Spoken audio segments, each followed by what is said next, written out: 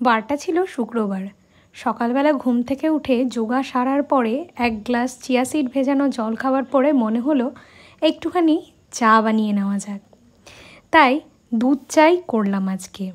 সাথে একটু দিয়েছিলাম ইলাইচি, যাতে একটুখানি আলাদা, মানে আমার ইলাইচি ফ্লেভারের চাটা খুবই ভালো লাগে। অন্য দিন আমি আদা চাও করি, কিন্তু আজকে কি মনে হলো এলাচ দিয়ে করলাম চাটা। এলাচ দেওয়ার পরে একটুখানি চা পাতা দিয়ে দিলাম। বলতে গেলে এটা একটু ছিল না, এক মুঠ ছিল। একটুখানি নাড়িয়ে চাড়িয়ে ভালো করে তারপরে ফুটতে দিলাম। যখন টকবক করে ফুটছিল গ্যাসটাকে একেবারে আস্তে দিয়ে তারপরে আরও অনেকক্ষণ ধরে ফোটালাম, বলতে গেলে ওই 5-7 মিনিট, যাতে আরও সুন্দর ফ্লেভারটা এনহ্যান্স হয়। চা করতে মোটামুটি আশা করি সবাই জানে, তাও অনেকেও নাও জানতে পারে, তাদের জন্য ফর বিগিনার্স। চায়ে এরকম একটা সুন্দর কালার চলে আসার পরে অ্যাড করে দিলাম 2 চামচ চিনি।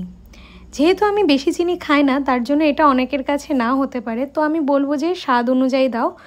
প্রথমে একটু কমই দিও যদি দুধ চা করতে থাকো, কারণ বেশি দিলে দুধ চা খুব একটা মিষ্টি, আমার তো পার্সোনালি ভালো লাগে না, অনেকে আবার অনেক মিষ্টি দিয়েও খায়।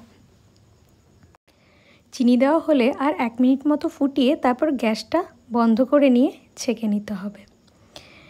আমি যেহেতু একটু বেশি পরিমাণ চা খাই, তার জন্য একটু বড়, বলতে গেলে একটা মাঘি নিয়েছিলাম ওতে চা, আর আমার মামুনির জন্য ছোট কাপে।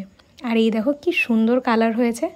তোমরাও ট্রাই করো যারা বিগিনার্স আছো, আর যারা চা করতে জানো তাদের তো আর শেখাতে হবে না। বাই।